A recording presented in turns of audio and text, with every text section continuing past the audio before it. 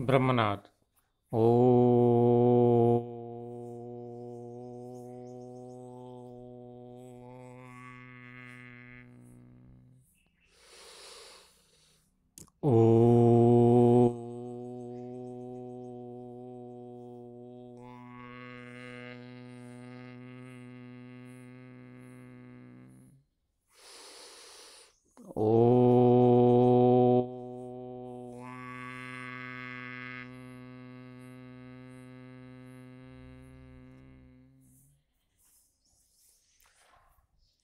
आदर्श शिक्षण समिति बाड़मेर ई शिक्षण कक्षा सप्तमी विषय हिंदी में आप सभी का स्वागत एवं अभिनंदन।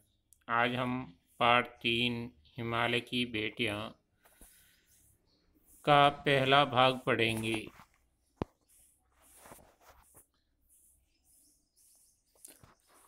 हिमालय की बेटियां पाठ का परिचय। प्रस्तुत पाठ में लेखक ने हिमालय से निकलने वाली नदियां, मैदान और पहाड़ों की विभिन्न स्वरूपों की चर्चा की है। मैदानी प्रदेश में ये नदियां माँ और दादी के समान धीर, गंभीर, सभ्य महिला जैसी प्रतीत होती है। पर्वतों में ये उछलती कूदती, दुबली पतली, चंचल बालिकाओं की समान लगती है। लगता है कि हिमालय इनका पिता है और समुद्र इनका पति। लेखक को इन नदियों का एक रूप बहन जैसा भी लगा। सतलज नदी में उसे बहन का रूप दिखाई दिया और इस पर एक कविता भी लिखी। इस पाठ में प्रमुख कठिन शब्द आए हुए हैं, उन कठिन शब्दों का अर्थ जानेंगे। कंधे पर, चोटियों पर, भावभंगी, भावनाओं का स्वरूप, उल्लास, प्रसन्नता, कौतूहल, उत्सुकता, जानने की इच्छा, विस्मय, आश्चर्य, अचंभा, बंधुर, ऊंची ऊंची, सुंदर, आतिथ्यकाय, ऊंची समतल पर्वतीय भूमि जिसको पठार भी कहा जाता है, उपत्यका, तराई, यह पहाड़ का निचला भाग, पर्वत के नीचे की भूमि। लीला निकेतन, क्रीड़ा भवन, खेल का स्थान। अभी तक मैंने उन्हें दूर से देखा था, बड़ी गंभीर, शांत, अपने आप में खोई हुई लगती थी। संभ्रांत महिला की भांति वे प्रतीत होती थी। उनकी पति मेरे दिल में आदर और श्रद्धा के भाव थी। माँ और दादी, मौसी और मामी की गोद की तरह उनकी धारा में डुबकियां लगाया करता। परंतु इस बार जब मैं हिमालय के कंधे पर चढ़ा तो भी कुछ और रूप में सामने थी। मैं हैरान था कि यही दुबली पतली गंगा, यही यमुना, यही सतलुज समतल मैदान में उतरकर विशाल कैसे हो जाती है। इनका उछलना और कूदना, खिलखिलाकर लगातार हंसते जाना, इनकी ये भाव भंगी, इनका ये उल्लास कहाँ गायब हो जाता है मैदान में जाकर। किसी लड़की को जब मैं देखता हूँ, किसी कली पर जब मेरा ध्यान भटक जाता है, तब भी इतना कौतूहल और विस्मय नहीं होता जितना कि इन बेटियों की बाल लीलाएं देख करके। कहाँ यह भागी जा रही है, यह कौन सा लक्ष्य है जिसने इन्हें बेचैन कर रखा है। अपने महान पिता का विराट प्रेम पात्र भी अगर उनका हृदय अतृप्ति है तो वो कौन होगा जो इनकी प्यास मिटा सकेगा। बर्फ, जली नंगी पहाड़ियाँ, छोटे छोटे पौधों से भरी घाटियाँ, बंधुर आतिथ्यकाएँ, सरसब्ज उपत्यकाएँ, ऐसा है इनका लीला निकेतन। खेलते खेलते जब ये जरा दूर निकल जाती है तो देवदार, चीड़, सिरू, चिनार, सफेदा, केल के जंगलों में पहुंचकर शायद इन्हें बीती बातें याद करने का मौका मिल जाता होगा। कौन जाने बूढ़ा हिमालय अपनी इन नटखट बेटियों के लिए कितना सिर धुनता होगा। बड़ी बड़ी चोटियों से जाकर पूछिए तो उत्तर में विराट मौन की सिवाय उनके पास और रखा ही क्या है। अभी जो हमने आदर्श वाचन किया था उसका प्रसंग इस प्रकार है। प्रस्तुत गद्यांश हमारी पाठ्यपुस्तक बसंत की हिमालय की बेटियां नामक पाठ से लिया गया है।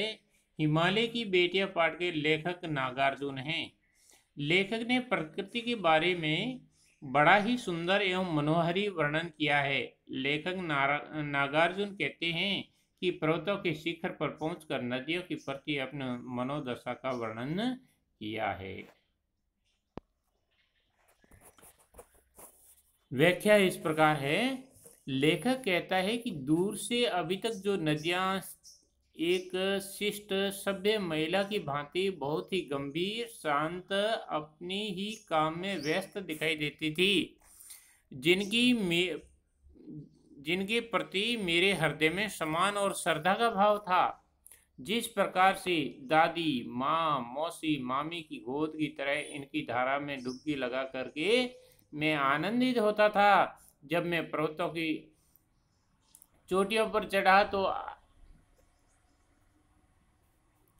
इनका आकार दुबले पतले स्वरूप में गंगा यमुना सतलुज जो कि मैदानी भागों में जाकर के इनकी बाल सुलभ संचलता कैसे समाप्त हो जाती है। इतना आश्चर्य तो किसी लड़की अथवा नन्ही कली को देख करके नहीं होता जितना आश्चर्य इन नदियों को देख करके होता है। अर्थात लेखक ने नदियों को बालिका की संज्ञा दी है। जिस प्रकार से एक छोटी उम्र की बालिका किस प्रकार से नटखट और दुबली पतली होती है, ऐसे ही पहाड़ों पर ये नदियाँ एकदम दुबली पतली दिखती है और ऊपर से जब पानी गिरता है तो उछलती कूदती उस लड़की के समान दिखाई देती है जो अपने बाल स्वभाव के कारण संचलता दिखाती है।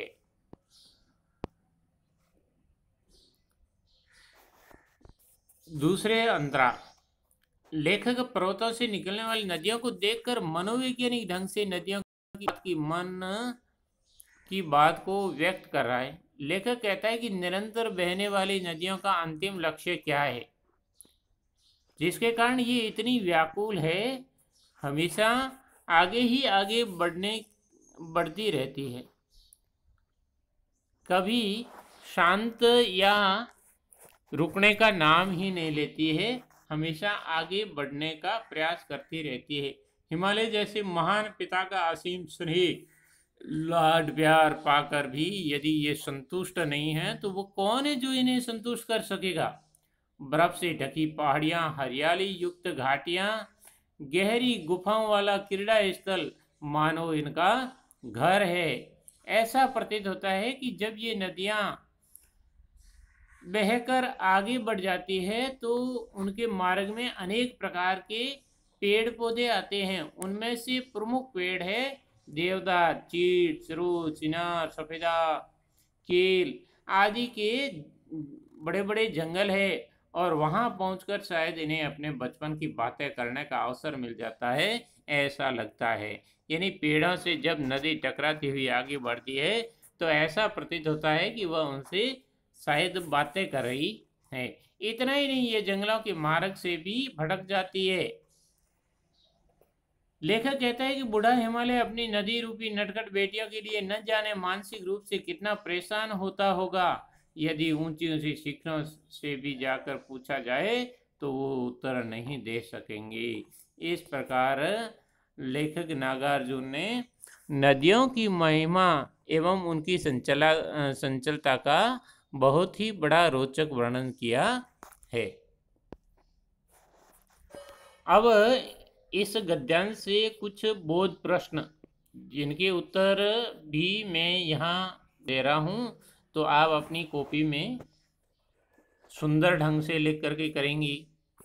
पहला प्रश्न, दूर से देखने पर लेखक को नदियाँ कैसी लगती थी? उत्तर, दूर से देखने पर नदियाँ बड़ी गंभीर शांत और अपने आप में खोई हुई सी लगती थी। प्रश्न 2, नदियों की धाराओं में डुबकियां लगाना लेखक को कैसा लगता था? उत्तर, नदियों की धारा में डुबकियां लगाना लेखक को माँ और दादी, मौसी और मामी की गोद की तरह लगता था। प्रश्न 3, हिमालय में नदियों का रूप और व्यवहार कैसा है? उत्तर, हिमालय में नदियां दुबली पतली उछल कूद करती बालिकाओं जैसी लगती है। प्रश्न 4, लेखक को किस बात का आश्चर्य होता था? उत्तर, लेखक को नदियों की बालिकाओं जैसी क्रियाओं को देखकर अत्यंत आश्चर्य होता था। गृह कार्य। प्रश्न 1, हिमालय की नदियां किस लक्ष्य की ओर भागी जा रही है? प्रश्न 2, हिमालय से निकलने वाली नदियां किन स्थानों से बहती आगे बढ़ती है? प्रश्न 3, हिमालय के जंगलों में कौन कौन से वृक्ष उगे रहते हैं? और प्रश्न 4, हिमालय और नदियों के बीच लेखक ने क्या संबंध बताया है? इस प्रकार इन सभी प्रश्नों का उत्तर आप सब अपनी कॉपी में गृह कार्य के रूप में लिखेंगे। लिखते समय सुंदरता का और शुद्धता का विशेष ध्यान रखना। कुछ भैया विशेष रूप से काट छांट अधिक करते हैं, तो काट छांट नहीं हो और कार्य की स्वच्छता और सुंदरता बनी रहे, इसका ध्यान रखते हुए पूरा काम करना है। धन्यवाद।